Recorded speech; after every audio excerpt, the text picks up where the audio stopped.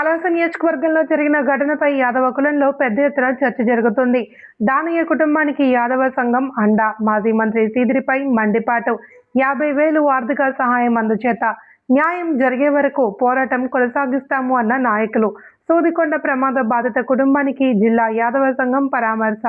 మంత్రి కొండపల్లి శ్రీనివాస్ ప్రకటించిన 10 లక్షల సాయంలో తొలి విడతగా 50,000 అందజేత. దోషులను కాపాడే ప్రయత్నాలు జరిగాయి అంటూ మాజీ మంత్రి సీదిరి అప్పలరాజుపై తీవ్రంగా విమర్శ చేశారు. యాదవులను కించపరిచే వ్యాఖ్యలు బాధిత కుటుంబానికి అండగా ఉంటామని, పూర్తి న్యాయం జరిగే వరకు పోరాటం కొనసాగిస్తామని స్పష్టం చేశారు. దానయ్య కుటుంబాన్ని జిల్లా యాదవ సంఘం నాయకులు పరామర్శించి ఓదార్చారు. కుటుంబ సభ్యులకు ధైర్యం చెబుతూ అన్ని విధాల అండగా నిలుస్తామని భరోసా కల్పించారు. ఈ సందర్భంగా యాదవ సంఘం నాయకులు మాట్లాడుతూ, దానయ్య మృతికి కారణమైన ప్రమాదం అనంతరం నిందితులను కాపాడేందుకు మాజీ మంత్రి సీదిరి అప్పలరాజు వరుస తప్పిదాలకు పాల్పడ్డారని ఆరోపించారు. ప్రజల విశ్వాసాన్ని దెబ్బతీసేలా ఎవరైనా ఆధారాలు తారుమారు చేయాలి అని లేదా దర్యాప్తును ప్రభావితం చేయాలి అని ప్రయత్నిస్తే కఠిన చర్యలు తీసుకోవాలి అని ప్రభుత్వాన్ని కోరారు. కుమారుడు యాక్సిడెంట్ చేసినప్పుడు దాన్ని తప్పించడానికి ఆయన చేసినటువంటి ప్రయత్నం అన్నటువంటిది మాత్రం సమాజానికి చాలా తప్పు సంకేతాలు పంపించే పరిస్థితి కనిపిస్తుంది. కాబట్టి ఈరోజు మేమందరం కూడా ఆయన ఈ దుబ్బ దానయ్య అన్నటువంటి వాడు చాలా నిరుపేద కుటుంబానికి చెందినవాడు. ఆయనకిద్దరు చాలా చిన్న పిల్లలు ఉన్నారు. ఆ అమ్మాయి ఆ పిల్లల్ని ఎలా పోషిస్తుందో ఏమో అర్థం అవడం లేదు. ఇలాంటి దురదృష్టకరమైన సంఘటనలో ఒక పవిత్రమైనటువంటి డాక్టర్ వృత్తి నుండి వచ్చి ఒక మంత్రిగా పనిచేసినటువంటి వ్యక్తి ఆ కొడుకుని తప్పించే ప్రయత్నం అన్నటువంటిది చాలా తప్పు. అది సమాజానికి చాలా చెడు సంకేతం వెళ్తుంది. కాబట్టి ఒక పవిత్రమైనటువంటి ఆయనే కాదు ఎవరైనా సరే కావాలని ఎవరు గుద్దిరి జరిగిన సంఘటనని ఆ చిత్రీకరించిన దానిలోనే అందరము బాధపడుతున్నాం. ఆయన కానీ వీళ్ళకి కానీ ఆయనకేటి పోటీ కాదు కదా, వీళ్ళు వ్యక్తిగతంగా ఆయనకేటి శత్రువులు కారు. ఇలాంటి సంఘటన ఎక్కడ జరిగినా ఇంకెప్పుడు కూడా ఇలాంటి ఈ తారుమారు చేసి ఎవరైతే యాక్సిడెంట్ చేశారో ఆయనకు బదులు ఇంకొక వ్యక్తికి తీసుకొచ్చి పెట్టడం అన్నటువంటిది, దాన్ని ఈ పోలీసు వ్యవస్థ కూడా పూర్తిగా తెలుసుకోకుండా ఆయనకు అరెస్ట్ చేయడం ఇవన్నీ చాలా దురదృష్టమైన సంఘటనలుగా నేను భావిస్తున్నాను. ఇంకెప్పుడు కూడా ఇలాంటి సంఘటనలు జరగకుండా ప్రతి ఒక్కరు కూడా ఇలాంటి చెడు సంకేతాలు ఇవ్వకుండా ఉండాలని నేను ఈ సందర్భంగా వారికి విజ్ఞప్తి చేస్తున్నాను. ఒక ముఖ్యమంత్రి పదవి చేసినటువంటి వ్యక్తి డాక్టర్ జగన్మోహన్ రెడ్డి గారు కూడా నిన్న ప్రెస్ మీట్ పెడుతూ ఒక 18 ఏళ్ళ అబ్బాయి గుద్దేశాడని అంటున్నాడు. అది చాలా తప్పది. 18 ఏళ్ళ అబ్బాయిలు అందరూ గుద్దుకుంటూ పోతే సమాజం ఏమవ్వాలి? అలా అది చాలా తప్పుడు మాట. మన కుటుంబ సభ్యుడైనా సరే ఎదుటి కుటుంబ సభ్యుడైనా సరే ఒక తప్పు చేసినప్పుడు దాన్ని ఖండించాల్సిన బాధ్యత సభ్య సమాజం మీద అందరి మీద ఉందని ఈ సందర్భంగా తెలియజేసుకుంటూ మేము ఈరోజు ఆ కుటుంబానికి సానుభూతి తెలియజేయడానికి వచ్చాము. ఇప్పుడే మన పార్టీ తరఫున 10 లక్షలు ఇన్ఛార్జ్ మంత్రి గారు ప్రకటించారు.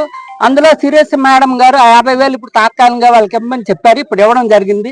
ఈరోజు మేము ఏదైతే జిల్లా తెలుగుదేశం పార్టీ తరఫు యాదవ నాయకుల అందరం ఇక్కడికి వచ్చాము.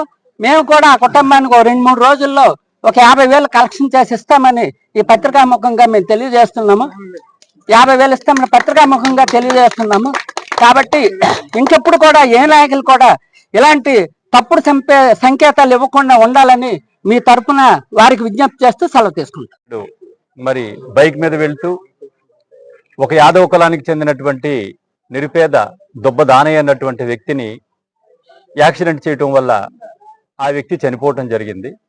అందరూ చెప్తున్నట్టుగా ఇవి యాదృచ్ఛికంగా జరగవచ్చు యాక్సిడెంట్లు అన్నటువంటివి.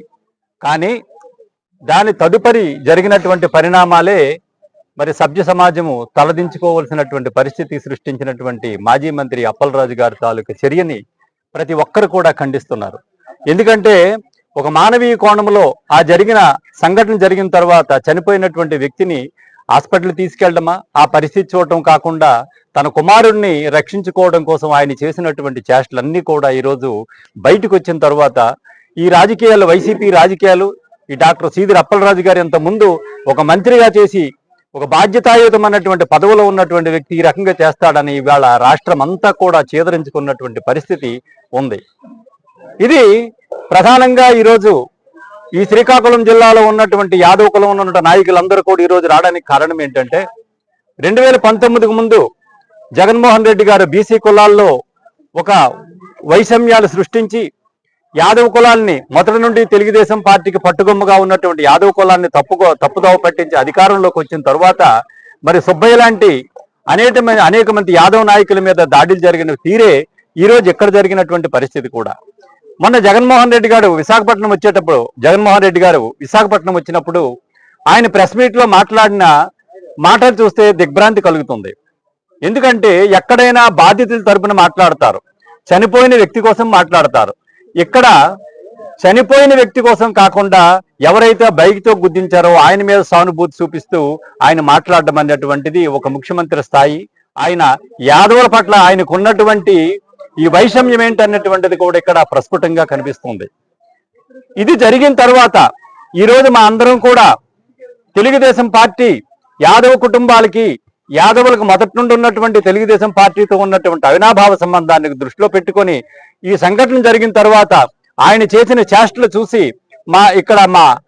మరి శాసనసభ్యురాలైనటువంటి శిరీషమ్మ గారు వెంటనే స్పందించి అక్కడ ఇన్ఛార్జి మంత్రి గారితోనూ మరి మన జిల్లా మంత్రి గారు అచ్చెన్నాయుడు గారితోనూ ముఖ్యమంత్రి గారితోనూ మాట్లాడి ఈ కుటుంబానికి 10 లక్షల రూపాయలు ప్రభుత్వం తరపున ఆర్థిక సహాయం ప్రకటించడం అన్నటువంటిది నిజంగా మరి తెలుగుదేశం పార్టీకి యాదవ కుటుంబాల పట్ల యాదవుల పట్ల ఉన్నటువంటి గౌరవానికి వాళ్ళకున్న అభిమానానికి నిజంగా మా అందరం కూడా ధన్యవాదాలు తెలియజేసుకుంటూ ఏదైతే అప్పలరాజు గారు చేశారో ఈ చేష్టని దీన్ని తీవ్రంగా ఖండిస్తూ ఆ కుటుంబానికి వైసీపీ పార్టీ తరపున ఒక్కరు కూడా ఈ రోజు వరకు ఆ జగన్మోహన్ రెడ్డి నుండి అప్పలరాజు నుండి ఇక్కడ ఉన్నటువంటి యాదవుల తరపున పదవులు అనిపించినట్టు ఒక్క యాదవ నాయకుడు కూడా ఈ కుటుంబానికి పరామర్శకు రాకపోవడం అనేటువంటిది వాళ్ళ నిజస్వరూపాన్ని వాళ్ళ బయట పెడుతుందని తెలియజేసుకుంటూ దీని మీద నైతిక బాధ్యత వహించి మరి ఏదైతే మాజీ మంత్రి అప్పలరాజు గారు ఆ కుటుంబానికి ఆదుకోవలసిన బాధ్యత ఉందని తెలియజేస్తూ